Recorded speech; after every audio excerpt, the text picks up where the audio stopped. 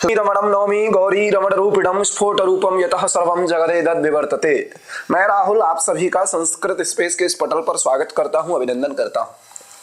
साथियों, व्याकरण एक ऐसा टॉपिक है और व्याकरण में भी समास, जहां से प्रत्येक परीक्षा में आपसे प्रश्न पूछ लिए जाते हैं और ये प्रश्न प्रक्रियात्मक तो ज्यादा नहीं होते हैं, लेकिन कभी कभी सूत्रों के कार्य को लेकर के किस सूत्र से यहाँ पर कौन समास हुआ है और इस उदाहरण में कौन सा समास है, ये किस समास का उदाहरण है, ऐसे प्रश्न आपकी परीक्षा में अक्सर देखे जाते हैं। तो वो प्रश्न आपके न छूटे, वो प्रश्न आप आसानी से कर पाए, इसलिए आज हम अव्ययी भाव से शुरू करेंगे। इससे पहले आपको शिवम सर ने केवल समास पढ़ाया है, उससे आगे मैं आपको अव्ययी भाव से लेकर के चलता हूं। केवल समास पढ़ाने से पहले शिवम सर ने आपको बताया होगा समास क्या होता है, किसको समास कहते हैं, समास का अधिकार कैसे जाता है, समास क्या है, सब बताया होगा। लेकिन जब आप बात करते हो तो लघु सिद्धांत कौमुदी हो चाहे सिद्धांत कौमुदी हो, उसमें 5 समास बताए, जिसमें से आप केवल समास पढ़ चुके हो। अभी हमारे सामने जो समास दिख रहे हैं हमको, वो दिख रहे हैं, एक तो आपका हो गया अव्ययी भाव। ध्यान दीजिएगा, कोई प्रश्न छूट नहीं पाए। क्या हो गया? अव्ययी भाव। दूसरा क्या हो जाता है? तत्पुरुष। ठीक है, तत्पुरुष का ही हम लोग भेद जो हिंदी वाले मानते हैं उसको हम नहीं मानते हैं, कर्मधारय तत्पुरुष में ही ले लेते हैं। और यहीं पर जैसे विशेषण विशेषण बहुलम और तद्धितार्थोत्तर पद समाहारे च और दिगु च से दिगु संज्ञा करके यहाँ पर हम दिगु समास भी मान लेते हैं। ठीक है, उसके बाद हम लोग बहुव्रीहि ले लेते हैं, दिख रहा है आप लोगों को, और लास्ट में हम लोग द्वंद्व भी ले लेते हैं। तो इस प्रकार से 4 ये और एक केवल समास, ये 5 संज्ञा को हम लोग पूरा करते हैं, 5 समास मानते हैं। ये सब आपको बताया जा चुका है। इसी में जो पहला समास है अव्ययी भाव समास, इसको हम पढ़ना आज से शुरू करेंगे। फिर क्रम से तत्पुरुष पर चलेंगे और तत्पुरुष में ही आप कर्मधारय और द्विगु संज्ञा जहां होती है उसको देख लेंगे, बहुव्रीहि देख लेंगे और द्वंद्व देख लेंगे। आने वाली शायद 5 क्लासों में ये सब खत्म हो जाएगा। चलिए देखिए, अब आपके सामने प्रश्न आएगा। हम लोग पढ़ रहे क्या है, ध्यान से देखिए, क्या पढ़ रहे हैं हम लोग? समास पढ़ रहे हैं।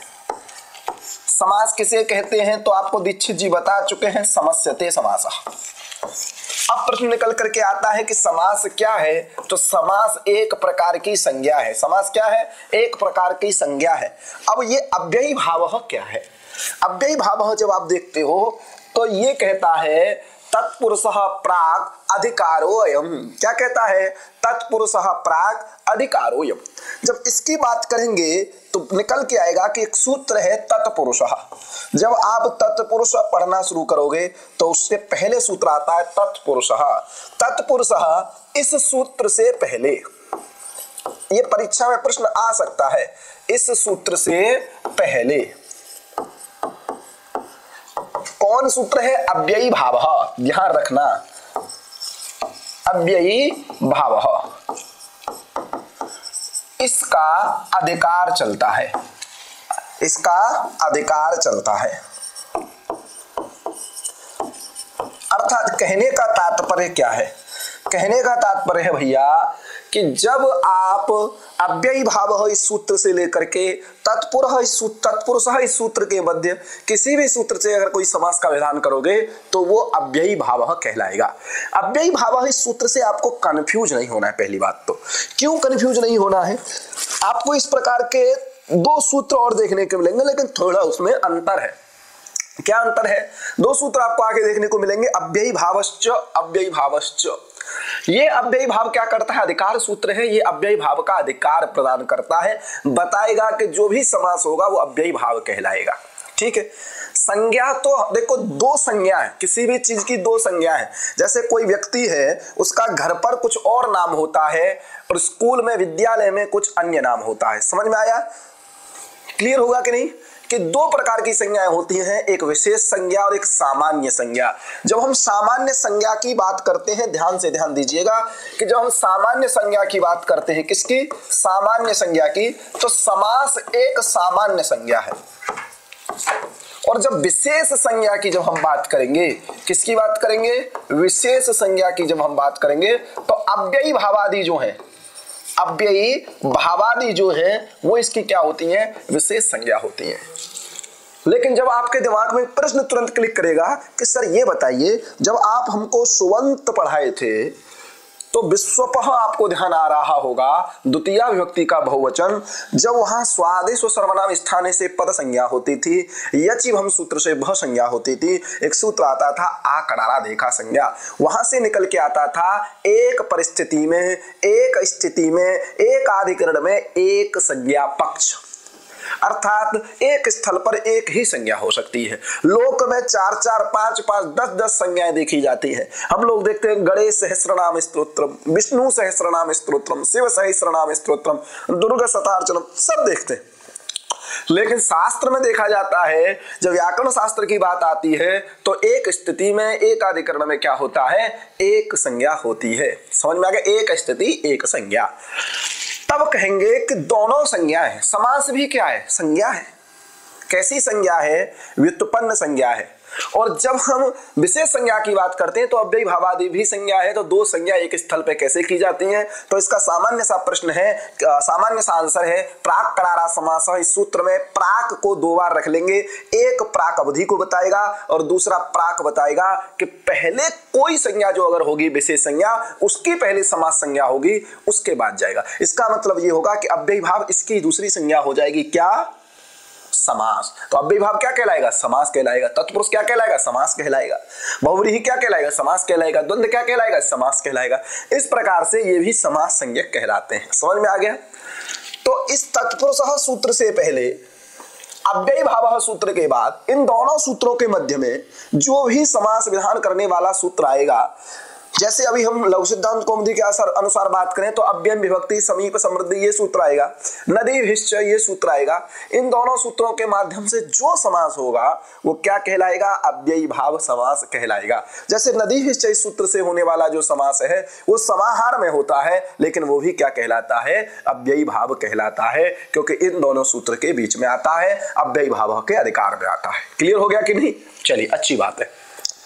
दूसरी बात, एक चीज और यहां पर आपको जान लेनी चाहिए। वो चीज क्या है कि जब आप ये सब पढ़ोगे तो मैंने आपको बताया, एक तो ये आया सूत्र अव्ययी भाव, कुछ सूत्र बता दे रहा हूं जो आपको काम आएंगे। एक आया अव्ययी भाव, ये क्या करता है, अधिकार सूत्र है। कैसा सूत्र है, अधिकार सूत्र है। ये कहेगा कि जहां जहां भैया इन सूत्र, जहां जहां मतलब इस सूत्र से लेकर के जहां जहां कोई सूत्र आएगा समास करने वाला, वो अव्ययी भाव कहलाएगा। एक सूत्र आएगा अव्ययी भावश्च, अव्ययी भावश्च। ये अव्ययी भावश्च क्या करता है, ये अव्यय संज्ञा करता है। जहां अव्ययी भाव समास होता है उसकी क्या करता है, अव्यय संज्ञा करता है। अव्यय संज्ञा ये करता है। ठीक है। एक और अव्ययी भावश्च आएगा, ये पहला अव्ययी भावश्च है, ये दूसरा अव्ययी भावश्च आएगा। और दोनों की अष्टाध्यायी में जो स्थिति है वो भी भिन्न भिन्न है, अव्ययी भावश्च। और ये क्या कहेगा कि मैं अव्ययी भाव समास में नपुंसक लिंग करूंगा। क्या करूंगा, नपुंसक लिंग करूंगा। ध्यान रखना इसको, है ना। ये अव्यय संज्ञा करता है और ये करता है नपुंसक लिंग। तो आपको पता होना चाहिए, क्लीव कर देता है ये, अर्थात आपको ये ध्यान रखना चाहिए कि जहां अव्ययी भाव समास होगा वहां नपुंसक लिंग होगा। अब इस स्लाइड से कितने प्रश्न आपके दिमाग में आए, पहले तो ये दिमाग में आएंगे कि समस्यते समास, समास क्या है, संज्ञा है। अव्ययी भाव क्या है, समास संज्ञा है। दूसरी बात ये पूछा जाएगा कि अव्ययी भाव किस प्रकार का सूत्र है, तो अधिकार का सूत्र है। ये पूछा जाएगा कि इसका अधिकार कहां तक चलता है, तो तत्पुरुष इस सूत्र तक चलता है। फिर प्रश्न निकल के आएगा कि अव्ययी भावश्च, अव्ययी भावश्च ये दो सूत्र है, दोनों सूत्रों में अव्यय के अधिकार को मत घुसा देना, ये ध्यान रखना कि एक अव्यय संज्ञा करता है। एक प्रश्न निकल के आएगा कि अव्ययी भाव समास में कौन सी लिंग होती है, तो आप तुरंत कहोगे नपुंसक लिंग होती है, ये ध्यान रखिएगा। चलते हैं आगे। देखिए, अब देखिए समास विधायक सूत्र दिख रहा होगा ना, समास विधायक सूत्र दिख रहा है आपको। चलिए, अब यहां पर इस सूत्र के माध्यम से जब आगे चलेंगे तो समास होगा। किस सूत्र से समास होगा, अव्ययम विभक्ति समीप समृद्धि विद्यर्था भावात्या संप्रति शब्द प्रादुर्भाव पश्चात यथानुपूर्व योग पद्य सादृश्य संपत्ति साकल्यान्त वचनेषु। ये ध्यान रखिएगा। समझ में आया कि नहीं, देख लीजिए एक बार। अव्ययम विभक्ति समीप समृद्धि विद्यर्था भावात्या संप्रति शब्द प्रादुर्भाव पश्चाद्यथानुपूर्व यौग पद्य सादृश्य संपत्ति सा कल्याणता वचनेषु। इस सूत्र में 16 अर्थ हैं। कितने हैं ये देखो, नीचे लिख रहा है विभक्त्यर्थादिषु, तो कितने विभक्त्यर्थादि अर्थ हैं? 16 अर्थ हैं। 16 अर्थ हैं इन अर्थों में। समझ में आ गया कि नहीं? कितने अर्थों में? 16 अर्थों में। 16 अर्थों में। वर्तमानम यत अव्ययम, सो इन अर्थों में वर्तमान जो उपस्थित अव्यय, वर्तमान उपस्थित अव्यय, ध्यान दीजिएगा, वर्तमान उपस्थित अव्यय ध्यान रखना, उसका सुबंत के साथ, किसके साथ? सुबंत के साथ समास होता है। सुबंतेन सह, सुबंत के साथ समास होता है, समास होता है। वह नित्य समास, वह नित्य और अव्ययी भाव होता है। ध्यान रखा आपने?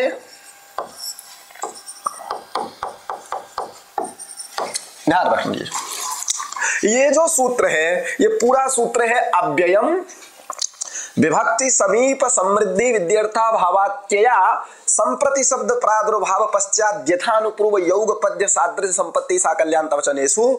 इस सूत्र के माध्यम से जो समास होता है भैया, उसको क्या कहते हैं? अव्ययी भाव समास कहते हैं। ये ध्यान रखना। पूछ लिया जाएगा अव्ययम विभक्ति समीप समृद्धि इत्यादि सूत्रेण यह समासः भवति तस्य किम नाम, तस्य नाम किम, तो आप तुरंत लगा दीजिएगा अव्ययी भाव। कैसा समास करता है? तो नित्य समास करता है। अब नित्य समास क्या होता है ये हम जानेंगे, लेकिन इतना जरूर जान लीजिए कि ये अर्थ कौन कौन है। ये अर्थ वैसे मैं उदाहरणों में आपको बताऊंगा, सभी का एक एक उदाहरण हम लोग लेके चलेंगे। तो उससे पहले ये जान लीजिए कि कैसा समास करता है। ये नित्य समास करता है। नित्य समास क्या होता है? अर्थ समझ में आ गया कि नहीं? विभक्त्यर्थादिषु, विभक्त्यर्थादिषु का मतलब बता रहा है जो विभक्ति आदि अर्थ बताए हैं अंत तक, अंत तक जो विभक्त्यादि अर्थ बताए हैं अंत तक, उन अर्थों में जो उपस्थित वर्तमान अव्यय, अर्थात ये अर्थ जो होंगे, ये जो आप देख रहे हो ना, विभक्ति समीप समृद्धि, ये शब्द की बात नहीं कर रहा है। किसकी बात कर रहा है? अर्थादिषु। ये नहीं कहा है विभक्त्यादि शब्देषु उपस्थितम वर्तमानम यत अव्ययम सह सुबंतेन सह समस्यते, ऐसी बात नहीं कर रहा है।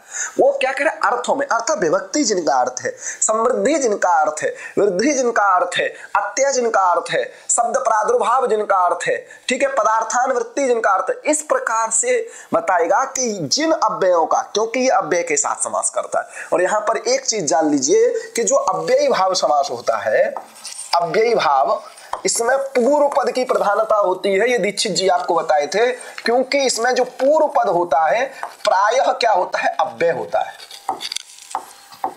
और उत्तर पद जो होगा, क्योंकि समास दो पदों का खेल है, जो उत्तर पद होगा वो अनव्यय होगा, अर्थात वो अव्यय नहीं होगा। समझ में आ गया? पूर्व पद क्या होगा? अव्यय होगा, उत्तर पद होगा वो अनव्यय होगा। इसलिए हम परिभाषा बनाते हैं कि अनव्ययम अव्ययम भवति इति अव्ययी भावः। क्या परिभाषा बना लेते हैं? देखिए क्या लिख लेते हैं हम लोग कि अनव्ययम अव्ययम भवति इति अव्ययी भावः। ऐसा परिभाषा हम अव्ययी भाव समास की करते हैं। अव्ययी भाव समास किसे कहते हैं? कि अनव्ययम अव्ययम भवति इति अव्ययी भावः। अव्ययी भावः, भाव कह, देखो अव्यय तो जानते हो, न व्ययम अव्ययम, न अव्ययम अनव्ययम, अव्यय बन जाएगा। भवती तो में भव है, भू धातु है, और विभाषा ग्रह इस सूत्र में भवते चेति वक्तव्यम, ये वार्तिक पढ़ा गया है। उस वार्तिक से ण प्रत्यय कर लेते हैं कर्ता में। कर्ता अर्थ में जब ण हो जाएगा तो ऋत्वात्, अचोणिति से वृद्धि, और आव आदेश करके बन जाता है भाव, और सिद्ध हो जाता है अव्ययी भाव। समझ में आ गया कि नहीं? तो वही बता रहा है कि पूर्व पद अव्यय होता है, उत्तर पद अनव्यय होता है। समझ में आ गया? और इन्हीं दोनों का जब समास हो जाएगा, एक अव्यय और अनव्यय का, तब जाकर के अव्ययी भाव से सूत्र से क्या हो जाती है? उसकी अव्यय संज्ञा हो जाती है। तो बाद में निष्कर्ष में वो अव्यय ही बनना है। क्लियर हो गया? चलिए आगे। तो इस सूत्र क्या करता है? ये विभक्त्यादि जो 16 अर्थ आप लोग देख रहे हो, तो ये अर्थ ध्यान लीजिए। ये पूछा जा सकता है कि अव्ययम विभक्ति समीप समृद्धि इत्यादि सूत्रेण जो वर्तमान अव्यय का समास सुबंत के साथ होता है उनमें कौन नहीं आता है? अर्थात विभक्त्यादि अर्थेषु कह न परिगण्यते, ऐसा प्रश्न पूछ लिया जाएगा। अव्ययी भाव समास प्रकरणे अब विभक्त्यर्थादिषु कह अर्थ न कह शब्द है या कह अर्थ न परिगण्यते, तो आपको ये सूत्र पता होना चाहिए, ये 16 अर्थ आपको पता होना चाहिए। और मैं आपको बता दिया हूं कि ये 16 पद वहां पर, 16 शब्द वहां पर नहीं होंगे।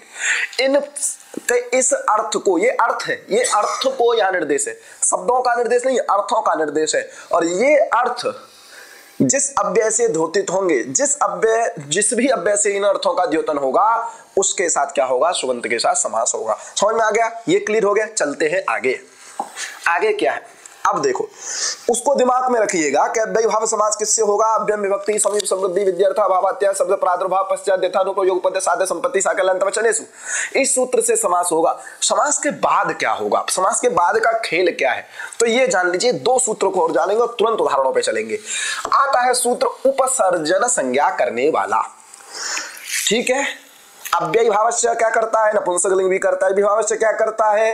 अव्यय संज्ञा भी करता है। अव्ययादाप सुपह क्या करता है? अव्यय से परे जो शुभ विभक्ति उसका लुक करता है। अव्ययी भावः क्या करता है? तत्पुरुष से पहले विभाव का अधिकार करता है।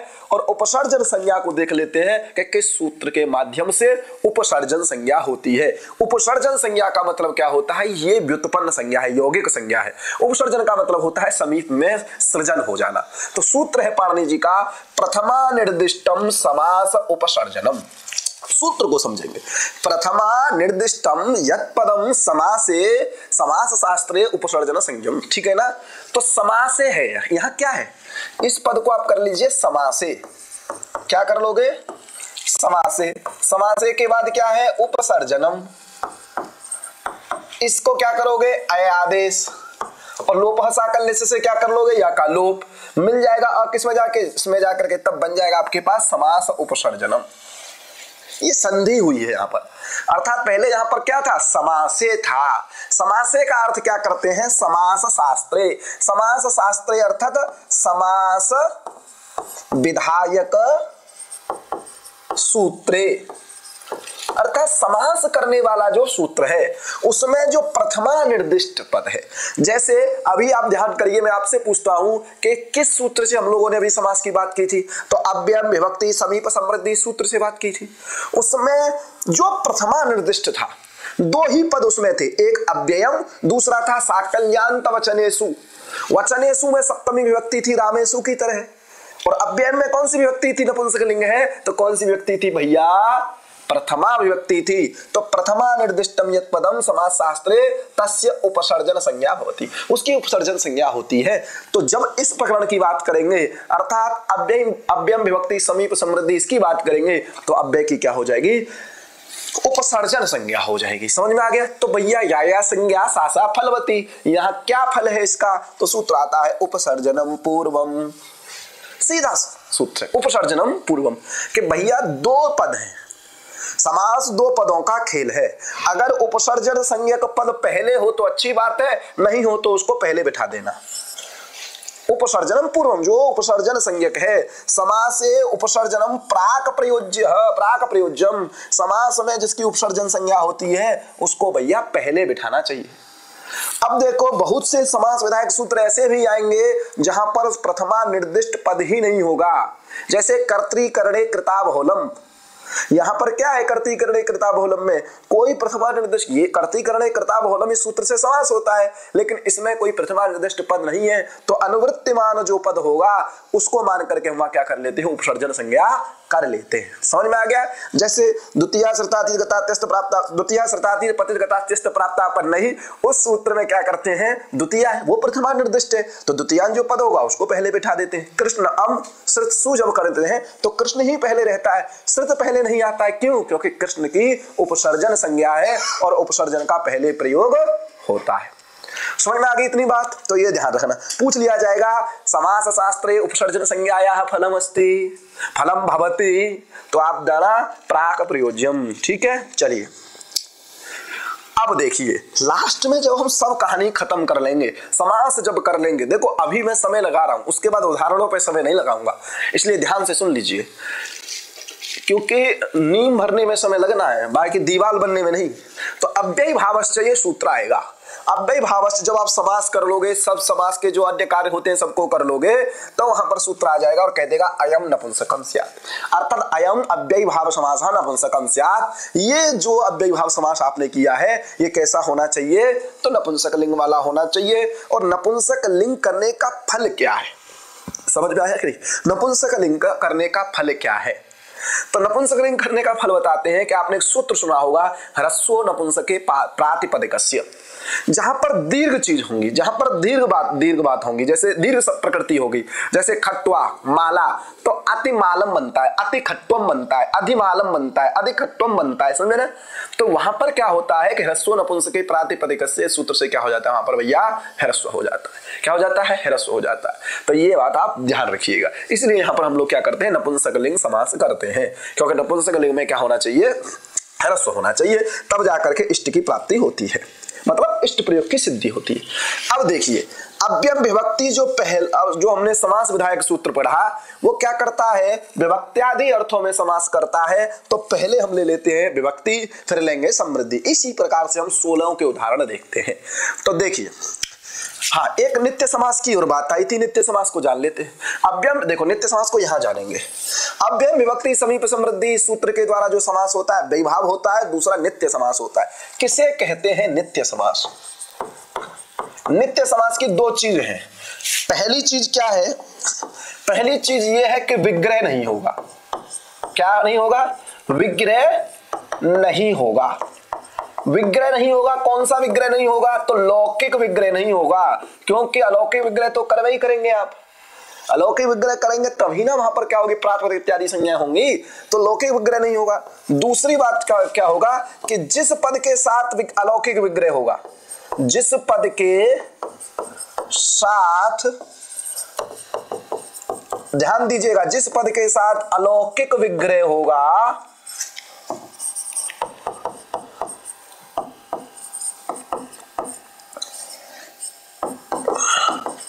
उसके साथ समस्त पद नहीं होगा। ठीक है, ये दो चीज आपको ध्यान रखनी है। और ये विग्रह क्यों करते हैं, वृत्त्यर्थावोदकम वाक्यम विग्रहम, ये सब पढ़ाया जा चुका है आपको केवल समास में, इसलिए मैं ज्यादा बात नहीं करूंगा। बस इतना ध्यान रखना है कि नित्य समास किसे कहते हैं? अविग्रहो अश्वपद विग्रहो वा नित्य समासस्य लक्षणम। अविग्रहो वा अश्वपद विग्रहो वा अविद्यमानम विग्रहम यस्य स अविग्रह। अविग्रह, जहां कोई विग्रह विद्यमान नहीं होना चाहिए। कैसा विग्रह? तो लौकिक विग्रह।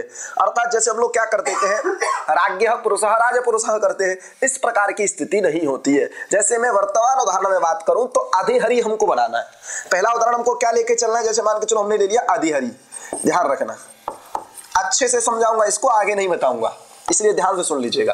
अधिहरि जब हम बनाएंगे तो जब इसका हम, पहली बात तो लौकिक विग्रह होता ही नहीं है। आपसे कोई पूछ ले कि आप बताइए उपकृष्णम का लौकिक विग्रह बताइए, तो आप सीधे उसको आंसर दे दीजिएगा, भैया दिया बेशक है, कृष्ण से समीपम उपकृष्णम बहुत बेशक दिया है, लेकिन आप सीधा कह दीजिएगा भैया नित्य समास होता है और नित्य समास में कोई लौकिक विग्रह नहीं होता है। डायरेक्ट लौकिक विग्रह करिए आप। समझ में आ गया? तो कृष्ण गस उप करिए, बस इतना ही है। तो ध्यान रखिएगा, तो लौकिक विग्रह नहीं होता है, पहली बात तो। दूसरी, आपसे पूछा भी जा सकता है कि ये बताइए नित्य, वो सामने वाला पूछेगा आपसे कि नित्य समास को कहते हैं प्रायण अविग्रहो अश्वपद विग्रहो वा नित्य समासस्य लक्षणम। तो ये बताइए वहां अविग्रह में किस विग्रह को लेना है? लौकिक को लेना है तो अलौकिक को लेना है? तो किसको लेना है? लौकिक को लेना है। ठीक है। अश्वपद विग्रह किसे कहते हैं? तो अविद्यमानम स्वई पदई। समझ में आ गया ना? अविद्यमान अर्थात अपने पद के साथ, अर्थात जिस पद के साथ उसका विग्रह हो रहा था वो समस्त पद में आपको नहीं दिखेगा। जैसे एक उदाहरण देखिए, जैसे उपकृष्णम। उपकृष्णम में विग्रह किसके साथ होता है? समीप के साथ, कृष्णस्य समीपम। समास किसके साथ होता है? उप के साथ। समझ में आ गया कि नहीं? तो मतलब समझ में आ रही बात? तो ये ध्यान रखना, जिस पद के साथ, जैसे यहां पर भी देखोगे अधिहरि, अधिहरि, अधिगोपम, यहां पर भी आप देख लीजिए किस में हो रहा है? विभक्ति अर्थ में, लेकिन दूसरा पद है वहां पर। तो ये सब समझना आपको पड़ेगा। हरि गी अधि अब समझते हैं। अब इसका लौकिक विग्रह नहीं होता है। अगर किसी नित्य समास वाले का लौकिक विग्रह होगा तो एक पद में होगा उसके विभक्ति। जैसे हमने ले लिया हरऊ, अब ये हरऊ ही इसका क्या है, लौकिक विग्रह है। अगर परीक्षा में आपसे पूछ लिया जाए कि ये बताइए अधिहरि का लौकिक विग्रह क्या होगा, कहीं पूछ लेगा एग्जाम में इंटरव्यूअर आपसे, या कहीं इंटरव्यू देने जाओगे पूछ लेगा क्या पढ़ रहे हो, समास पढ़ रहा हूं। क्या समास पढ़े हो? अच्छा कि सर अब अव्ययी भाव पढ़ा हूं। तो अव्ययी भाव में आप कहोगे कि अधिहरि में लौकिक विग्रह बताओ। आप चालाक होगे तो आप कहोगे यार नित्य समास है, वहां पर लौकिक विग्रह नहीं होगा। फिर कहेगा तब भी चलो मानो कर ले, तो कहना पड़ेगा आपको हरऊ। बस अधिगोपम की जब बात करोगे तो अधिगोपम में करना पड़ेगा गोपी, गोपी, बस ये ध्यान रखिएगा। चले आगे, हरऊ ये आपका हो गया लौकिक विग्रह। क्या हो गया?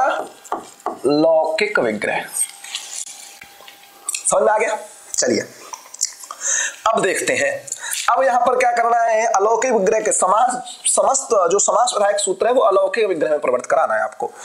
तो देखिए विभक्ति आदि अर्थ में जब हम समास करेंगे तो यहां रखेंगे हरि, सप्तमी है क्योंकि अधिकरणवाची है यहां पर, तो गी विभक्ति अलौकिक विग्रह में, और यहां पर विभक्ति अर्थ को बताने वाला कौन है? अधि। और एक और बात आपको बता दे रहा हूं, एक बात और आपको बता दे रहा हूं, ध्यान से सुन लीजिएगा, फिर नहीं बताऊंगा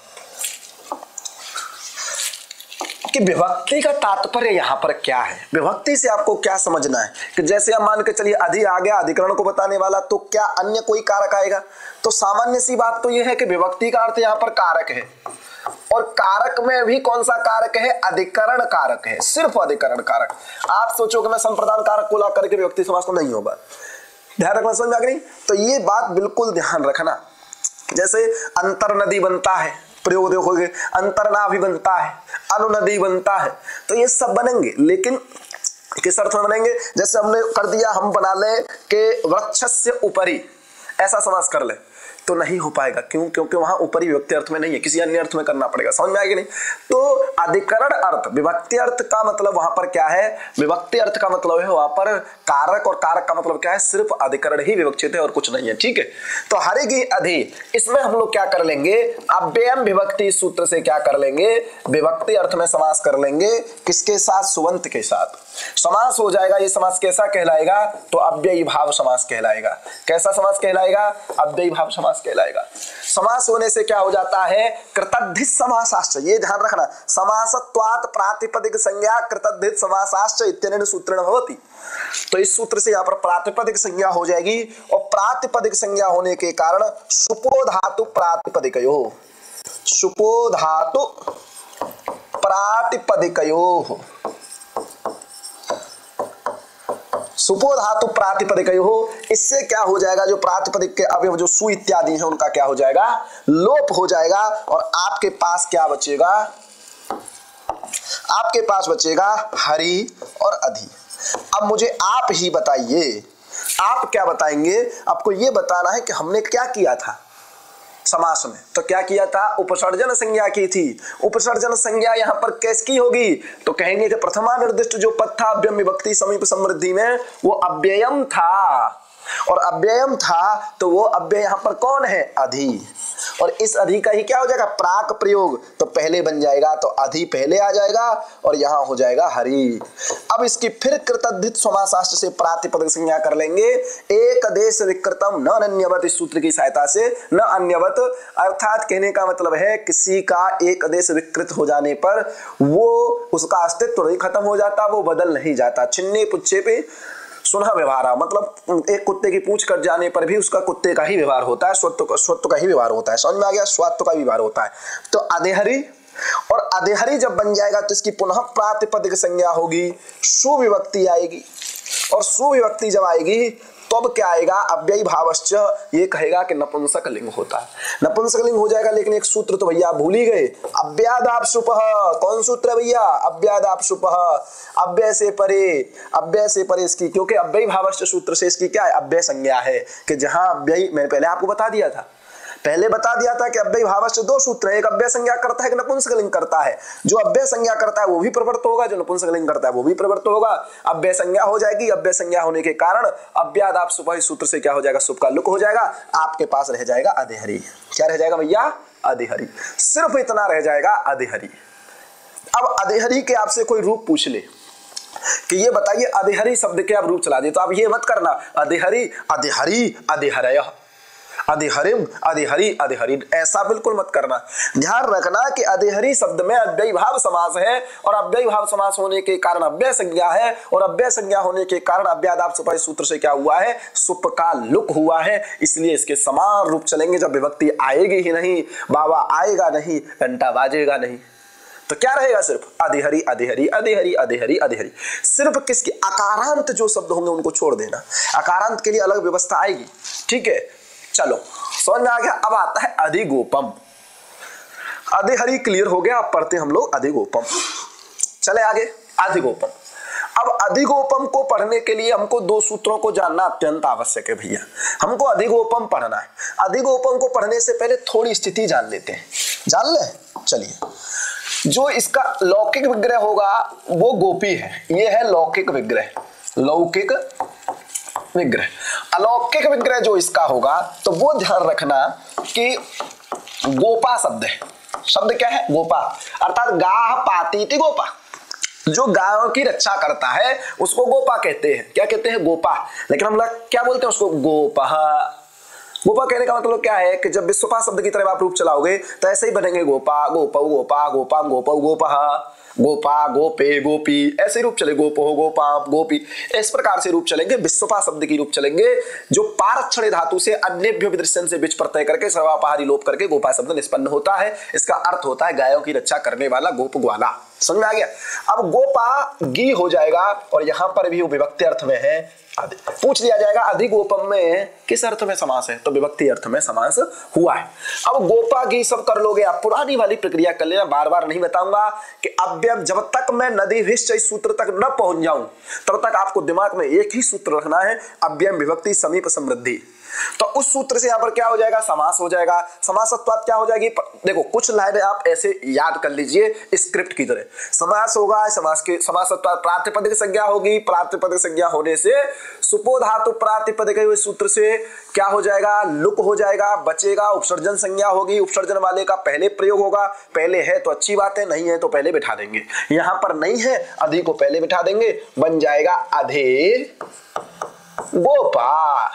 जब अधिगोपा बन जाएगा तो अव्ययी भावस्य सूत्र आएगा और भैया कहेगा कि जहां अव्ययी भाव समास होता है वहां अव्यय संज्ञा होती है। और एक सूत्र अव्ययी भावस्य आ जाएगा, वो कहेगा कि जहां अव्ययी भाव समास होता है वहां नपुंसक लिंग होती है। और नपुंसक लिंग जब इसकी हो जाएगी तो सूत्र कौन सा आ जाएगा, नपुंसक लिंग जब हो जाएगी तो क्या हो जाएगा भैया, तो हो जाएगा ह्रस्व नपुंसके प्रातिपदिकस्य। इस सूत्र से क्या हो जाएगा, ह्रस्व हो जाएगा और बन जाएगा अधिगोप।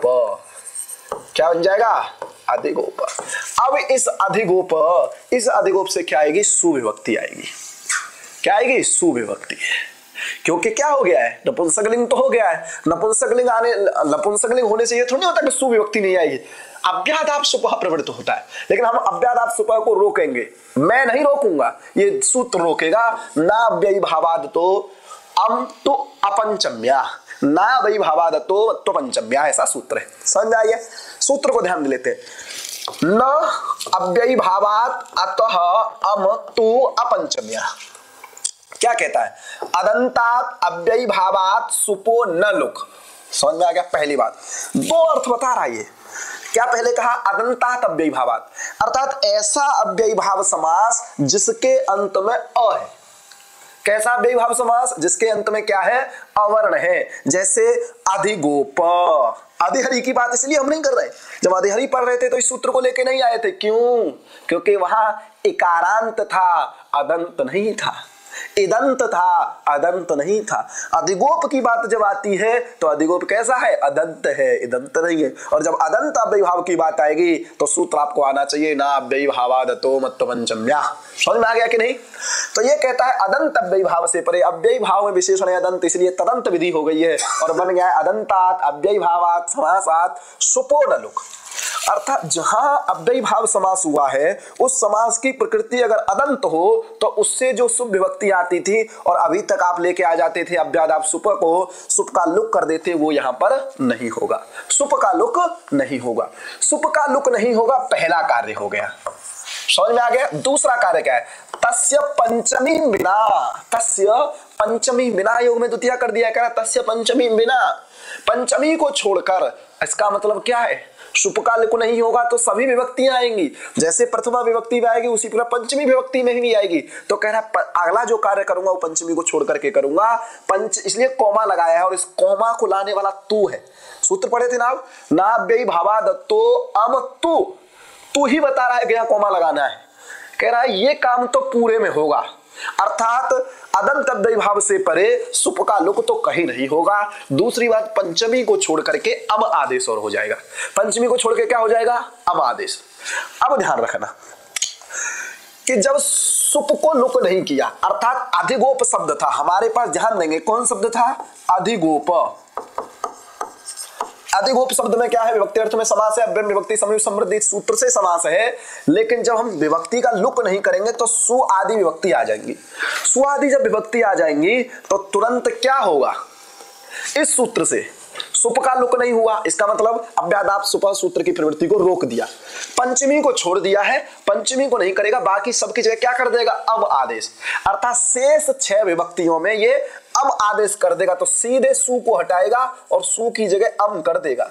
ये पूरे विभक्ति के स्थान पर आदेश होता है, ऐसा नहीं है हमने किसी अंत के स्थान पे कर लिया, आदि के स्थान पे कर लिया। पूरी विभक्ति को हटाएगा और डायरेक्ट आके बैठ जाएगा अम, और तो से पूर्व रूप एकादेश होगा, अमी पूर्व से पूर्व में एकादेश होगा, तो बन जाएगा अधिगोपम।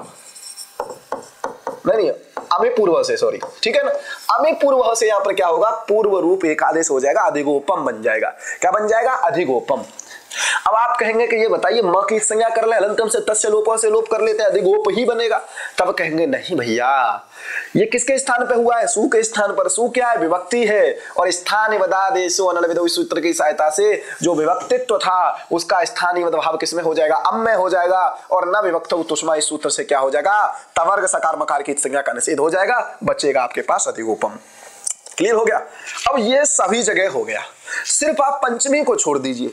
जब आप पंचमी को छोड़ देंगे तो शेष 6 विभक्तियों में क्या बनेगा, अधिगोपम अधिगोपम अधिगोपम अधिगोपम अधिगोपम अधिगोपम। लेकिन जब पंचमी आएगा तो पंचमी में कौन सी विभक्ति रहती है, गसी, वहां पर अम नहीं होगा, सुप का लुक तो निषेध करेगा ही। ये कॉमा लगा है, और कॉमा कोई पूछे कि ये 2 अर्थ क्यों होंगे, तो कॉमा के पीछे कारण है वो जो तू लगाया है सूत्र में, नाव्ययी भावादतो अम तो अपंचम्या, वो तो का कारण है, यहाँ कॉमा लगाना है। अर्थात एक अर्थ इस तू के होने से हो जाएगा कि भैया अब दादाप सुपह सूत्र को रोक दो, तो रुक गया पंचमी में। लेकिन पंचमी में एक चीज कह देगा कि मैं पंचमी को छोड़ के हम आदेश करूंगा, सुप तो आने दूंगा, बुला तो लूंगा घर पे, लेकिन खाना नहीं दूंगा। बुला तो लूंगा, अव्यादाप सुपह की प्रवृत्ति को तो रोक दूंगा, लेकिन अम आदेश नहीं कर पाऊंगा। और जब अम आदेश नहीं करेगा तो अधिगोपम से पंचमी विभक्ति बोलेगी, टेंशन मत लो, मेरे पास है टांग घसी घसा विराट स्याहा, और घसी को क्या हो जाएगा, आत, और राम शब्द की तरह क्या बन जाएगा, अधिगोपात। वहां सारे चर तो कर देगा, क्या बन जाएगा, अधिगोपाद, 2 बन जाएंगे। समझ में आ गया। तो अधिगोपात अधिगोपाभ्याम अधिगोपेभ्य बना लोगे, कोई दिक्कत नहीं है, बहुत अच्छी बात है। अब थोड़ा और समझेंगे, तृतीया सप्तमी और बहुलम। जो पहला वाला सूत्र था उसी काम को ये क्या कर देगा, विकल्प से कर देगा, बहुल से कर देगा। जैसे तृतीया सप्तमी और बहुलम, पहला वाला सूत्र पूरा आएगा और अर्थ बनेगा अदंतात अव्ययी भावात तृतीया सप्तमी और बहुलम अभाव। अर्थात आपके पास प्रथमा विभक्ति, द्वितीय विभक्ति, तृतीया छोड़ें, प्रथमा विभक्ति, द्वितीय विभक्ति, चतुर्थी विभक्ति, षष्ठी विभक्ति में तो अधिगोपम अधिगोपम अधिगोपम, पंचमी विभक्ति में अधिगोपाद अधिगोपाभ्याम अधिगोपेभ्य। अब तृतीय और सप्तमी की बात कर रहा है कि तृतीय और सप्तमी में बहुलता से अभाव होगा, एक बार अम होगा एक बार नहीं होगा। जब अम हो जाएगा तो अधिगोपम अधिगोपम अधिगोपम, जब नहीं होगा तो टा विभक्ति आएगी तृतीया में, अधिगोपेन अधिगोपाभ्याम अधिगोपई, सप्तमी में अधिगोपे अधिगोपयो अधिगोपेसु। कहानी खत्म, बस इतना करता है। दोनों सूत्रों में कोई दिक्कत नहीं है, ध्यान रखना अम्भाव जब हो जाएगा तो अधिगोपम, और जब नहीं होगा तृतीया में तो टा को इन करके राम शब्द की तरह अधिगोपेन, और यहां बन जाएगा सप्तमी में अधिगोपे रामे की तरह, एक बार राम की तरह एक बार नहीं तरह, बाकी और कुछ नहीं है। ये पूछा जा सकता है कि अम्भाव विकल्प से अव्ययी भाव में किस विभक्ति में होता है, तो तृतीया और सप्तमी में होता है। किस विभक्ति को छोड़ करके अम्भाव होता है, तो पंचमी विभक्ति को छोड़ के अम्भाव होता है। ये छोटी छोटी बात है, ये अदंत बात में लगता है। ठीक है, इतना क्लियर हो गया आप लोगों को। चले आगे, चलिए अब देखिए, नीचे एक बार टाइम देखिए कितना हो गया। ठीक है, नहीं वहां कैमरे में देखिए। ठीक है, अब देखिए, अब हम क्या करेंगे, हमने विभक्ति अर्थ में देख लिया है। विभक्ति अर्थ में देखने के बाद हम क्या चलते हैं, अब चलते हैं समीप अर्थ में देखते हैं, फिर समृद्धि अर्थ में देखते हैं। मुंह से बताओ। हाँ ठीक है। अब देखो आपकी क्लास 40 मिनट की हो चुकी है, दीक्षित जी कह रहे हैं हम प्रयास करेंगे, अब कुछ नहीं है, अब आप हथियार चलाना सीख गए हैं, अब बस अब हथियार फेंकने हैं। आपके पास बहुत हथियार मैं दे दिया हूं, ठीक है, उन्हीं से काम करना है। अब ये आपके पास कुछ उदाहरण है, प्रत्येक अर्थ में हम लोग समास करते चलेंगे। विभक्ति अर्थ में समास कर लिया है, अब समीप अर्थ में करेंगे। समीप अर्थ में क्या है, उपकृष्णम, तो बस इतना है, कृष्णस्य समीपम, ठीक है, कृष्णस्य समीपम। अब आपको दिख रहा है कृष्णस्य लिखा हूं, तो स्य किसको होता है, गस कर दीजिए लौकिक विग्रह, बस इतना ही करना है, कृष्ण है, ठीक है। यहां क्या हो जाएगा, उप, क्योंकि समीप अर्थ को बताने वाला जो वर्तमान अव्यय है उप, अगर यहां समीप लिख देंगे ना तो अव्यय विभक्ति समीप समृद्धि सूत्र से समास ही नहीं होगा, क्योंकि हमको अव्यय चाहिए, विभक्त्यादि शब्द नहीं है, विभक्त्यादि अर्थ है, और उन अर्थों को धोतन कराने वाला वर्तमान जो अव्यय उसका सुबंत के साथ समास होता है। उप यहां पर है, इसका सुबंत के साथ समास हो जाएगा, इसकी उपसर्जन संज्ञा हो जाएगी, उपसर्जन संज्ञा हो जाएगी तो पहले आ जाएगा, और पहले आ जाएगा तो बन जाएगा उपकृष्ण। उपकृष्ण, उपकृष्ण में दो काम पहले ध्यान लीजिए, क्या क्या काम, अव्यय भावश्च अव्यय संज्ञा, अव्यय भावश्च नपुंसकलिंग, अव्यादाप सुपह विभक्ति का लोक। लेकिन उपकृष्ण कैसा है, अदंत है। उपकृष्ण कैसा है, अदंत है। अदंत होने से वही तृतीया सप्तम्योर बहुलम और नाव्यय भावादतो अंतोपच्चम्या, इस सूत्र से क्या हो जाएगा भैया, अम्भाव हो जाएगा, पंचमी को छोड़ के काम होगा, तो बन जाएगा उपकृष्णात उपकृष्णाभ्याम उपकृष्णेभ्य। तृतीया और पंचमी में दो दो बन जाएंगे, एक राम की तरह और एक उपकृष्णम उपकृष्णम उपकृष्णम उपकृष्णम, बन गया, कहानी खत्म। चलिए समृद्धि तीसरा अर्थ है। समृद्धि का मतलब क्या होता है, किसी की रिद्धि में वृद्धि होना, किसी की संपत्ति में वृद्धि होना, किसी की आयु में वृद्धि होना, मतलब हर प्रकार साकल्य रूप से उसकी समृद्धि होना। सुमद्रम, मद्रा नाम समृद्धम, कोई मद्र देश है, उस मद्र देश की हो रही है समृद्धि, तो अलौकिक विग्रह हो जाएगा। और यहां आपका देखिए सु है, सु रहेगा, मद्रा नाम समृद्धि ही, अलौकिक विग्रह कर लीजिए, करना है तो, वैसे करने की आवश्यकता नहीं है, मद्रा नाम समृद्धि ही, ठीक है। ये अलौकिक विग्रह ही लौकिक विग्रह, लौकिक विग्रह अलौकिक विग्रह वो है, अलौकिक विग्रह वो है जिनको आप लोक में प्रयोग नहीं कर सकते। मद्रा नाम समृद्धि आप बोल सकते हो, लेकिन लोक में ये नहीं बोल सकते हो, मद्र आम सु, ठीक है। तो वर्तमान अव्यय कौन सा हो गया समृद्धि अर्थ में, सु। किस सूत्र से समास हो जाएगा, अव्ययम विभक्ति समीप समृद्धि, ठीक है। समास होने से प्रातिपदिक संज्ञा, प्रातिपदिक संज्ञा का फल सुबोधातु प्रातिपदिकयोः, फिर उपसर्जन संज्ञा, किस सूत्र से, प्रथमा निर्दिष्टम समास उपसर्जनम, किस सूत्र से उपसर्जन का प्रयोग, तो उपसर्जन का पूर्व प्रयोग, उपसर्जनम पूर्वम, तो बन के निकल के आ जाएगा आपका सुमद्र। और सुमद्र अकारांत है, अम्भाव, क्या करना है आपको, अम्भाव बना देना है सुमद्रम। दो चीज ध्यान रखना है कि नपुंसकलिंग है और इसकी अव्यय संज्ञा है। पूछा जाएगा कि अव्यय भाव समास के विषय में अधोलिखित कचरों में से दो विकल्प बताइए। ए बी वाला जब प्रश्न पूछ ले तो ध्यान रखना कि अव्यय भावस्य सूत्र से एक अव्यय संज्ञा भी होती है और अव्यय भावस्य सूत्र से नपुंसकलिंग भी होती है। अव्यादाप सुपह से अव्यय से आया हुआ उसका लुक भी होता है। समझ में आ गया, सुभद्रम। और जब अदंत शब्द है, देखो उपकृष्ण, दुर्यवन, निर्मच्छिक, सुमद्र, ये शब्द कैसे हैं, ये शब्द कैसे, अकारांत है और अदंतात अव्यय भावात पंचमी बिना अवादेश्च एवं सुपो न लुक, और वहां पर अदंतात अव्यय भावात तृतीया सप्तम्योर बहुलम अभाव स्यात्। ये दो चीज आप ध्यान रखिएगा। चले, यवना नाम रिद्धि, रिद्धि का मतलब होता है 6, वी है, वी प्लस रिद्धि, आपकी रिद्धि का क्या होने लगे, विकृत होने लग जाए, 6 होने लग जाए। तो यवन जो थे उनका क्या होने लगा, 6 होने लगा। यवना नाम, तो यवन आब, और यहां पर क्या है, दुरुपसर्ग है, उसको नेगेटिव को बताने वाला कौन उपसर्ग है, दुरुपसर्ग है। दुरुपसर्ग है तो दुर पहले चला जाएगा तो दुर्यवन बन जाएगा। क्यों, क्योंकि वर्तमानम यतव्यम सुमंत्र समस्यते, अव्यय कौन है, दुर है, और यही प्रथमा निर्दिष्ट है, और प्रथमा निर्दिष्ट है वो उपसर्जन संज्ञक है, उपसर्जन संज्ञक है तो उसका पहले प्रयोग हो जाएगा, इसलिए बन जाएगा दुर्यवन। अम्भाव कर लीजिए, बना लीजिए दुर्यवनम। देखो आप लोग कहेंगे जरूर कि बहुत जल्दी जल्दी चल रहे हैं, लेकिन आपको बता दे रहा हूं कि कुछ काम आप भी करिए, सब मैं ही करूंगा तो आप क्या करोगे। तो ध्यान रखना, इससे पहले विभक्ति तक मैं बहुत आराम से बताया हूं, यहां पर कुछ नहीं है। और परीक्षा की दृष्टि से आप बस इतना ध्यान रखिएगा कि सुमद्रम में क्या है, और कुछ चीजें महत्वपूर्ण जो अव्ययभाव समास थी वो मैं पहली स्लाइड में आपको बता चुका हूं। मत्स्यकाणाम अभावः, मच्छिकाणाम अभावः, ये लौकिक विग्रह हो जाएगा। मच्छिकाणाम अभावः निर्मच्छिकम। यहां पर क्या है? मच्छिकाणाम अभावः निर्मच्छिकम। तो देखिए मच्छिक शब्द है, ठीक है। उसके बाद क्या हो जाएगा? आम हो जाएगा। निर उपसर्ग है। पहले की तरह आप सब कर लीजिए, पूर्व प्रयोग कर दीजिए, निर्मच्छिक बनाइए, अम्भाव करिए और कर लीजिए अमी पूर्व से पूर्व रूप, बन जाएगा निर्मच्छिकम। समझ में आ गया कि नहीं? चलिए ये बिल्कुल क्लियर आप करते रहिए, कुछ नहीं है। अब ये सब वैसे मेरा तो मन कर रहा है आपसे कह दूं कि आप घर में बना लीजिएगा, लेकिन तब भी मैं आपको बता दे रहा हूं। अत्य, हिमस्य अत्य, हिमस्य अत्य, ठीक है, हिमस्य अत्य है ये। तो अति उपसर्ग है, अव्यय है, यहाँ अव्यय संज्ञा होती है उपसर्ग की, ठीक है ना। हिम रहेगा और गस रहेगा। क्या रहेगा? गस रहेगा। यहाँ क्या रहेगा? अति रहेगा। अति अव्यय है, पूर्व उपसर्जन संज्ञा हो जाएगी, अति हिम बन जाएगा। अकारांत है, यहाँ पर भी यहाँ पर भी अम्भाव हो जाएगा, और जब अम्भाव हो जाएगा तो अति हिमम बन जाएगा। समझ में आ गया? यहाँ पर चलते हैं असंप्रति अर्थ में। अति निद्रम, ठीक है, अर्थात संप्रति किसे कहते हैं? संप्रति के बहुत सारे अर्थ होते हैं। यहां पर लेना है, जैसे हम कहते हैं इस समय, मतलब उपर्युक्त होना, उपयुक्त होना। तो कोई कहता है कि निद्रा न संप्रति युज्यते, इस समय निद्रा ठीक नहीं है, ये इस अर्थ में है। अति निद्रम का मतलब है इस समय निद्रा ठीक नहीं है। अतिक्रमण का, अति का मतलब यहाँ पर अनति नहीं है, ठीक है। संप्रति का मतलब है उपयुक्त, असंप्रति में उपयुक्त न होना, ठीक है। संप्रति निद्रा न युज्यते, ऐसा लिख लीजिए। संप्रति मतलब इस समय निद्रा, अकार्थ हो जाएगा न युज्यते, ये अर्थ है इसका। बाकी आप बनाएंगे तो कैसे बना लोगे? निद्रा, ठीक है, निद्रा रहेगा, अम कर लो।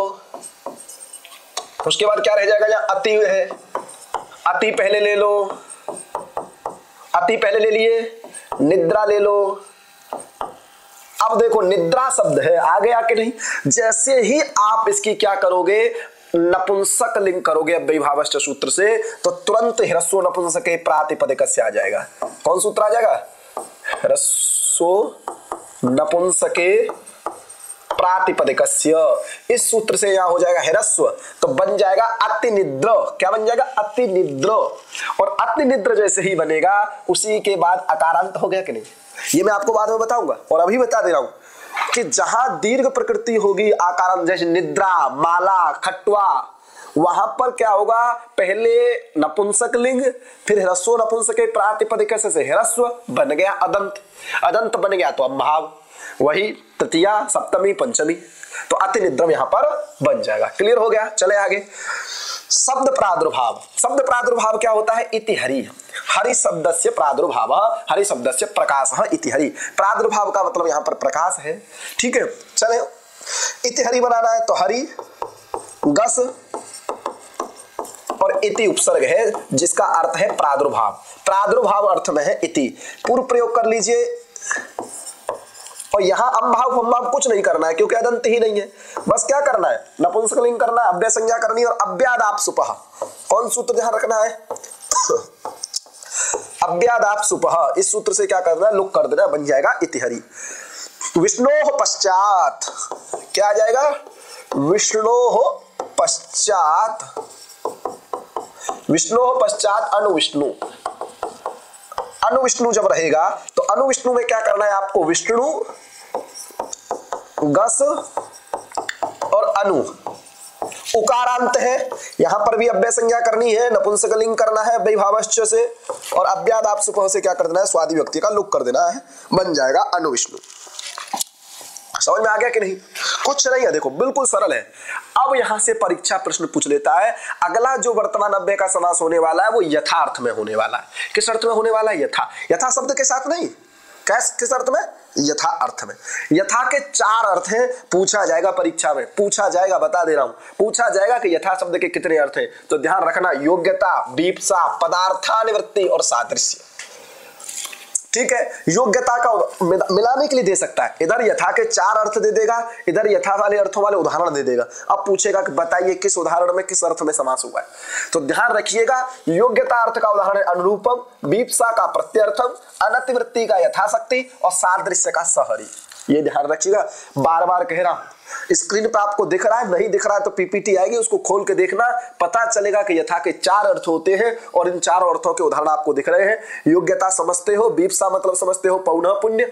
पदार्थानुवृत्ति क्या होती है? पदस्य अर्थः पदार्थ, न अतिवृत्ति ही अनतिवृत्ति ही, पदार्थानाम अनतिवृत्ति ही पदार्थानुवृत्ति अनतिवृत्ति ही। अनतिवृत्ति का मतलब होता है अतिवृत्ति का अर्थ होता है उल्लंघन, अनतिवृत्ति का हो जाएगा अनुल्लंघन, अर्थात किसी पदार्थ का उल्लंघन न करना। ठीक है, इस जैसे यथाशक्ति, कोई व्यक्ति काम करता है, कहता है मैं यथाशक्ति काम करता हूं, अर्थात अपनी शक्ति का अतिक्रमण नहीं करता है। ठीक है, कोई कहता है मैं यथामति काम करता हूं, अर्थात अपनी मति के हिसाब से काम करता है, जितनी बड़ी चादर होती है उतना ही पैर फसालता है, औकात से काम करता है। समझ में आ गया? सादृश्य। तो ये समझ लीजिएगा कि यथा के 4 अर्थ होते हैं, 4, योग्यता, वीप्सा, पदार्थानुवृत्ति और सादृश्य। उदाहरण देख लेते हैं। अनुरूपम, अनुरूपम में भी बार बार नहीं बताऊंगा। रूपस्य योग्यम, क्या है? रूपस्य योग्यम अनुरूपम। क्या करोगे? रूप, गस और अनु ले आइए, पहले अनुरूप बना लीजिए। अकारांत है अनुरूपम अनुरूपम अनुरूपम। पंचमी में अनुरूपात अनुरूपाभ्याम अनुरूपेभ्यः। सप्तमी में 2 बनाने भैया, तृतीया में 2 बनाने भैया, क्योंकि तृतीया सप्तम्योर बहुलम आ जाएगा। प्रत्यर्थम बनाना है। प्रत्यर्थम में भी कुछ नहीं है, अर्थम प्रति प्रत्यर्थम। यहां प्रति शब्द का जो अर्थ है वो क्या है? वीप्सा है। तो आप लोग अर्थ सु ले लो, यहां प्रति ले लो, इधर बुला लो, प्रति कर लो, अर्थ कर लो, यण कर लो, इकार और अकार में प्रत्यर्थ कर लो, और प्रत्यर्थ करोगे अकार अंत है, अम्भाव कर लो, प्रत्यर्थम प्रत्यर्थम प्रत्यर्थम। यथाशक्ति में बताऊंगा नहीं, शक्ति है, शक्ति शब्द के साथ यथा है। यथा किस अर्थ में है? तो पदार्थानुवृत्ति अर्थ में। यथा ये वाला यथा नहीं है, पदार्थानुवृत्ति वाला यथा है। ठीक है, तो शक्ति रहेगा, उपसर्जन संज्ञा होगी, पहले आ जाएगा अव्यय है, यथा शक्ति बन जाएगा, इकारांत है, यहां अम्भाव होगा नहीं। सादृश्य सहरि, सहरि को थोड़ा समझ लेते हैं। ठीक है, हरे है सादृश्यम, तो हरे है सादृश्यम में हरि हो जाएगा, यहां गस हो जाएगा और यहां सह है। अब सह के योग में कहीं ट होता है तो यहाँ ट भी कर सकते हैं लौकिक विग्रह में। ठीक है, टा हो जाएगा। अब यहाँ पर क्या होगा कि सह अव्यय है, अव्यय का पूर्व प्रयोग होना चाहिए, तो पहले आना चाहिए, लेकिन एक सूत्र आ जाता है अव्ययी भावे चा काले। कौन सूत्र आ जाता है? अव्ययी भावे चा काले। अव्ययी भावे चा काले क्या कहता है? अव्ययी भावे चा कहता है अकाले, अर्थात कालवाचक शब्द ना हो। तो इन दोनों में आपको कालवाचक दिख रहा है? नहीं दिख रहा है। सह कालवाचक नहीं है, हरि कालवाचक नहीं है, कालवाचक नहीं हो। और अव्ययी भाव में अव्ययी भाव समास चल रहा है। सहस्य सह, तो सहस्य सह एक सूत्र है, उससे यहाँ पर अनुवृत्ति आती है। कहता है सह को स आदेश हो जाए। सह को क्या कर देता है? यह सह को स आदेश कर देता है, सह को स आदेश कर देता है, सह को स आदेश करता है अव्ययी भाव में। तो सह को स कर देगा और इसी स का पूर्व प्रयोग हो जाएगा, बन जाएगा सहरी। ये विसर्ग नहीं होगा भैया, सहरी। अब सहरी हो गया, सहरी हो गया, सहरी बन जाएगा। हरे सदृशम सहरी, क्योंकि ये सहरी है, अर्थात हरि के सदृश है। समझ में आ गया कि नहीं? तो ये आपको यहाँ समझ में आ जाना चाहिए, बिल्कुल आ जाना चाहिए। आप कहोगे विसर्ग का लोप क्यों कर दिया? अरे भैया अव्यय है, अव्ययी भाव से सूत्र से अव्यय संज्ञा है, और जहां अव्यय संज्ञा होती है वहां अव्ययादाप सुपर से सुख का लुक होता है। न रहेगा बांस न बजेगी बांसुरी। समझ में आ गया? चलिए आगे अब देख लेते हैं कुछ इसके उदाहरण और हैं। ठीक है, मैं थोड़ा 2 बूंद पानी पी लेता हूं, तब तक आप समझिए।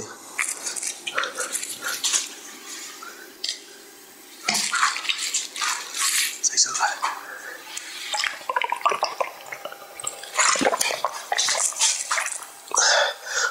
चलिए, पानी प्यास लगाती है, इतना बोलना पड़ता है ना। चलिए, आनुपूर्व्य बनाना, आनुपूर्व्य अर्थ में समास करना है। अब विभक्त्यादि अर्थों में एक अर्थ था आनुपूर्व्य, अर्थात ज्येष्ठस्य आनुपूर्वेण अनुज्येष्ठम, ज्येष्ठस्य आनुपूर्वेण।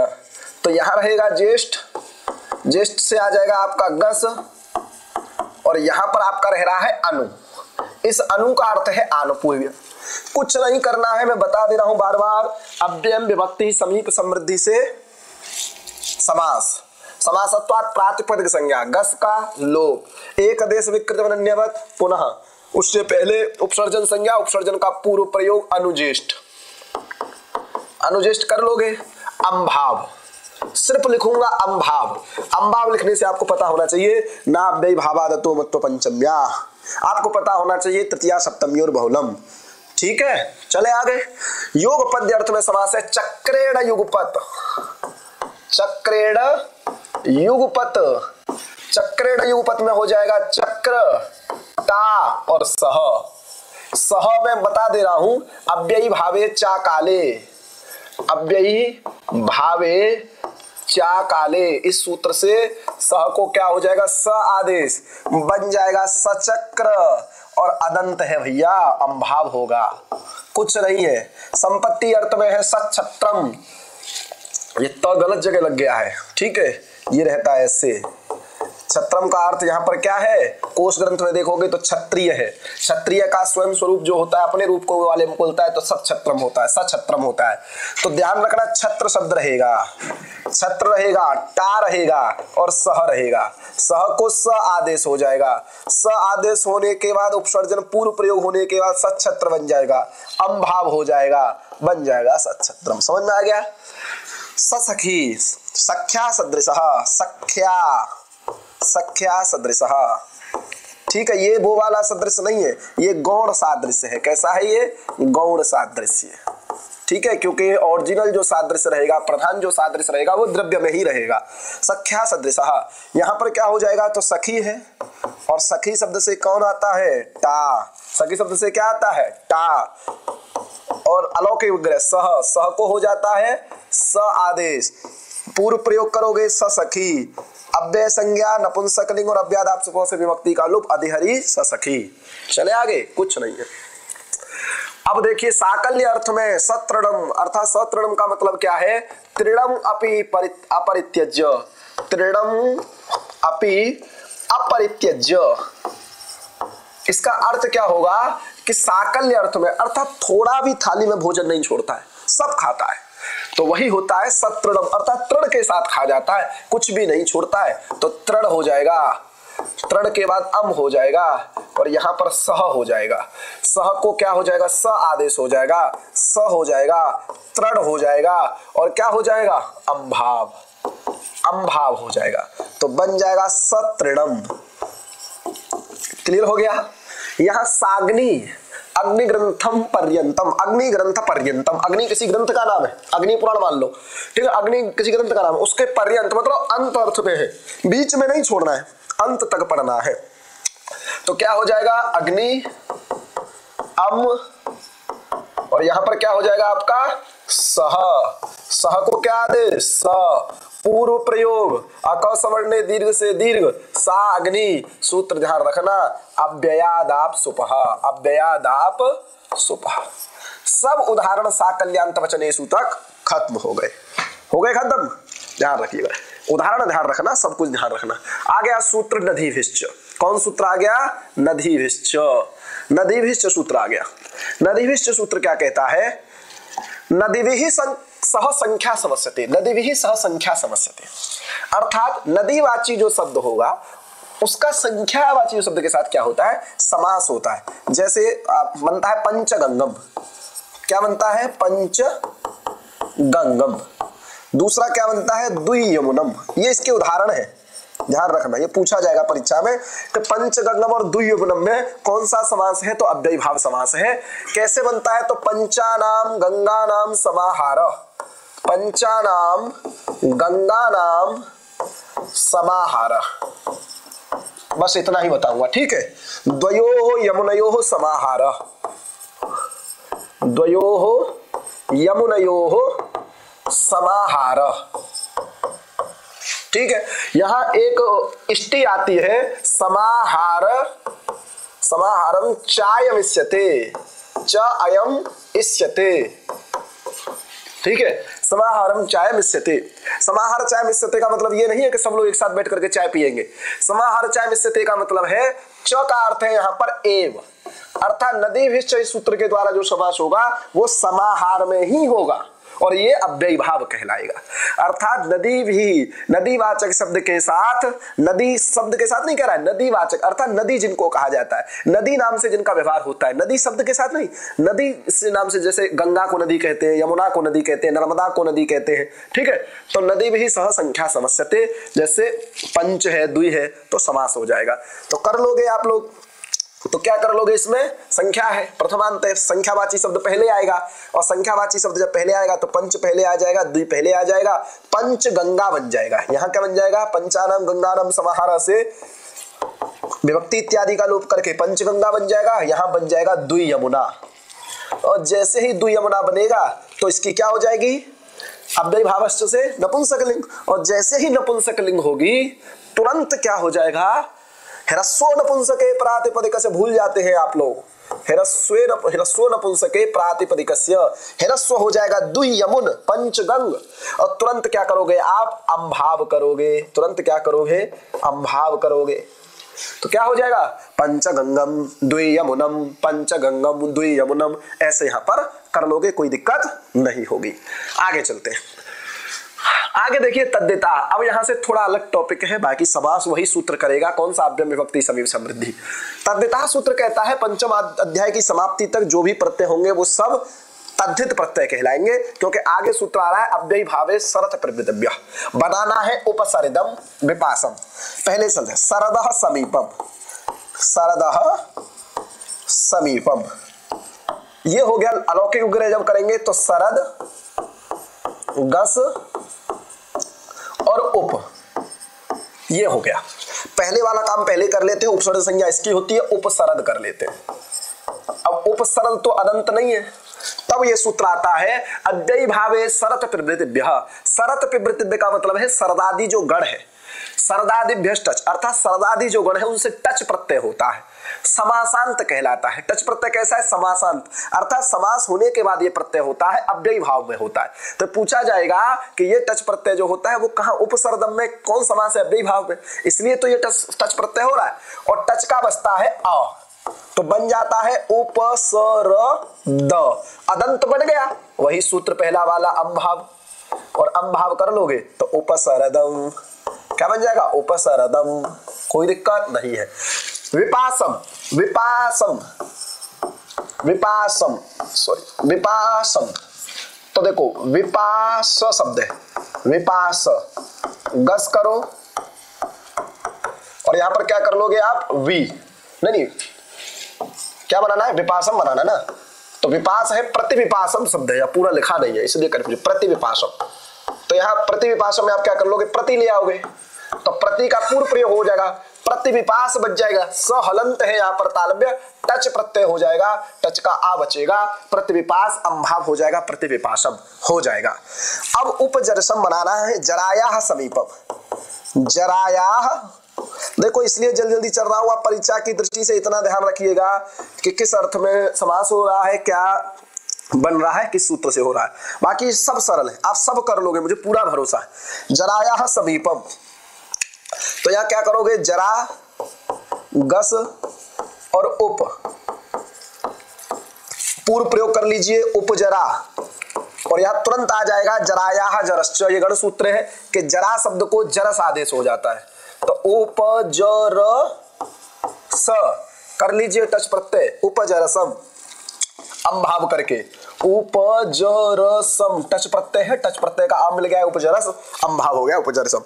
मैं लिख बेशक नहीं रहा हूं पूरा, लेकिन बोल सब रहा हूं, तो मेरे बोलने पर भी ध्यान देना है, ठीक है। चलिए देखिए, आज अव्ययी भाव खत्म ही करना है।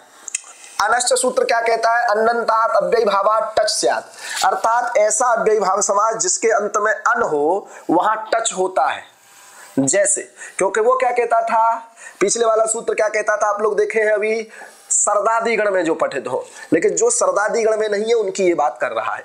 जैसे हमको बनाना है उपराजम, ठीक है, राज्ञः समीपम, क्या है, राज्ञः समीपम, तो राजन शब्द है, और राजन शब्द से अलौकिक विग्रह में गस रहेगा, यहाँ उप रहेगा, उप को पहले ले आइए, पूर्व प्रयोग कर लोगे तो राजन बनाओगे, और यहाँ कहेगा टच हो जाएगा, टच का बचेगा आ। अब क्या आता है, नस तद्धिते, कहता है नान्तस्य भस्य टिर्लोपः तद्धिते, तद्धित प्रत्यय परे हो, तो तद्धित के अधिकार में है ये टच प्रत्यय, तो नान्त जो भसंज्ञक नकार अंत में है, इसकी भासंज्ञा है, टी का लोप हो जाएगा, टी यहाँ पर होगा अन, अन यहाँ पर क्या है, टी लोप, जब टी लोप करोगे तो उपराज बचेगा, क्या बचेगा, उपराज, अ मिला दो उपराज, अम भाव कर लो उपराजम, बन जाएगा उपराजम। अध्यात्म आप बना ही लोगे। आत्मनि, देखो ये आत्म में ना, आत्मनि, देखो आत्मनि, आत्मनि, बस इतना ही इसका अलौकिक विग्रह होगा। और यहां पर आप करोगे अलौकिक विग्रह इतना ही होगा। और यहां करोगे तो आत्मन शब्द है, गी विभक्ति है और अधि है, ठीक है। यहां पर भी अन का लोप हो जाएगा तो आत्म बचेगा, अधि पहले रहेगा, यण हो जाएगा तो अध्यात्म रहेगा, टच प्रत्यय मिल जाएगा, अध्यात्म, अध्यात्म बन जाएगा और अम भाव हो जाएगा तो अध्यात्म बन जाएगा, कोई दिक्कत नहीं है। ये कहता है नपुंसक लिंग वाले जो अव्ययी भाव समास हो वहां पर टच प्रत्यय विकल्प से होता है। तो जब टच प्रत्यय हो जाएगा तो उप को पहले प्रयोग लेकर के चर्मण बनेगा ना, उपचर्मण। तो उपचर्मण शब्द है, तो मतलब चर्मण शब्द रहेगा यहाँ।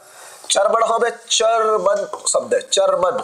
चर्मन में अन का जो लोप होगा वो यत् क्लीवं तदन्तात् अभ्यः टच विकल्प से दस तद्धिते से अन का लोप जब हो जाएगा तो टच विकल्प से होगा तो चर्म मिल जाएगा, चर्मम उपचर्मम।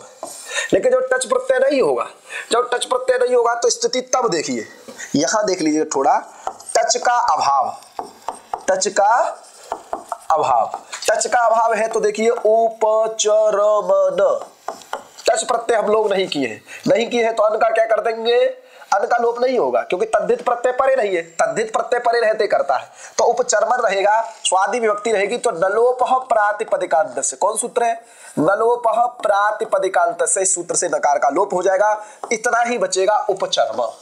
उपचर्म पूछा जाएगा कि उपचर्मण, उपचर्म, उपचर्म इत्यत्र या अलौकिक विग्रह दे देगा कि चर्मणः दे देगा, चर्मणः समीपम ऐसे दे देगा, या अलौकिक विग्रह दे देगा चर्मन गस उप इत्यस्मिन् अलौकिक विग्रह वाक्ये टच प्रत्याभावे केव रूपम उपचर्म। ये ध्यान रखिएगा, कहे ना मत कि पढ़ाई नहीं, ठीक है। अब आता है झय, ये कहता है झयंतात अव्ययी भावात् टच वास्यात्, झयंत अव्ययी भाव से टच विकल्प से होता है तो उपसमिधम है, समिधः, समिधः शब्द है, समिधः समीपम,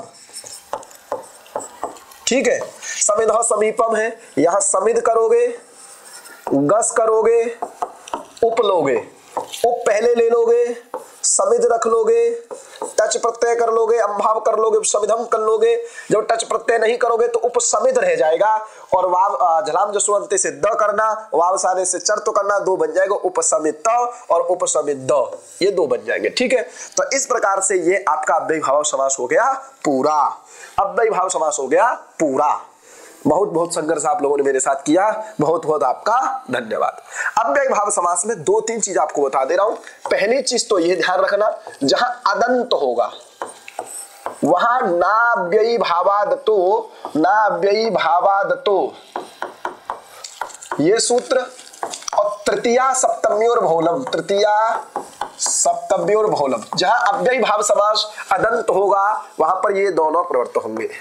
दूसरी बात, जहां अदंत नहीं होगा, अदंत नहीं होगा, जो अव्ययी भाव समास अदंत नहीं होगा, जैसे अधिहरि, ठीक है, हम लोग पढ़े सहरि, ससखी, सस्त्री, ये जितने अदंत नहीं होगा वहां अव्यादाप सुपह सूत्र लगेगा, अव्यादाप सुपह, ये सूत्र से सु का लुक होगा। जहां दीर्घ होगा, जहां दीर्घ होगा, दीर्घ होगा वहां पर, जहां दीर्घ होगा वहां पर ह्रस्व नपुंसके प्रातिपदिकस्य, नपुंसक भाव हो जाएगा अव्ययी भावश्च से, और ह्रस्व नपुंसके प्रातिपदिकस्य, ह्रस्व नपुंसके प्रातिपदिकस्य से ह्रस्व होकर अम्भाव होगा, ठीक है, ध्यान रखना, क्योंकि अनंत हो गया और अनंत होने से फिर पहला वाला नियम लग जाएगा। तो ये दो तीन चीज आप अव्ययी भाव समास में ध्यान रखना। पुनः आपको बता दे रहा हूं, किसी सूत्र से समास होने के बाद दो तीन सूत्र आप लोग ध्यान रखिएगा। पहला तो समासत्वात् प्रातिपदिक संज्ञा, सुपो धातु प्रातिपदिक से अंतर्वर्ती विभक्ति जो होंगे उनका लुक करना है, उपसर्जन संज्ञा करनी है, प्रथमा निर्दिष्टम समास उपसर्जन से, उपसर्जनम पूर्वम से पूर्व प्रयोग करना है, उसके बाद पुनः प्रातिपदिक संज्ञा करनी है, विभक्ति लेके आओगे, अव्ययी भावच्च सूत्र से अव्यय संज्ञा करोगे और अव्ययी भावस्य सूत्र से नपुंसकलिंग करोगे और अव्यादाप सुपा से क्या करोगे, विभक्ति का लुक करोगे। अगर दीर्घ होगा तो ह्रस्व नपुंसक के प्रातिपदिकम से ह्रस्व करोगे, अन्यथा दीर्घ नहीं होगा तो नाभ्य भाव मत्तो पंचम्या से अम करोगे। पंचमी को छोड़ करके पंचमी में राम की तरह रूप चलेंगे अदंत होगा तो, और अनंत की ही बात है और तो कहीं होता नहीं है हम। और तृतीया सप्तमी में विकल्प से रूप चलेंगे, राम एक बार राम की तरह, एक बार अम भाव की तरह, दिगोपम दिगोपम दिगोपम। ठीक है, तो धन्यवाद। युवा स्यात् साधु युवा।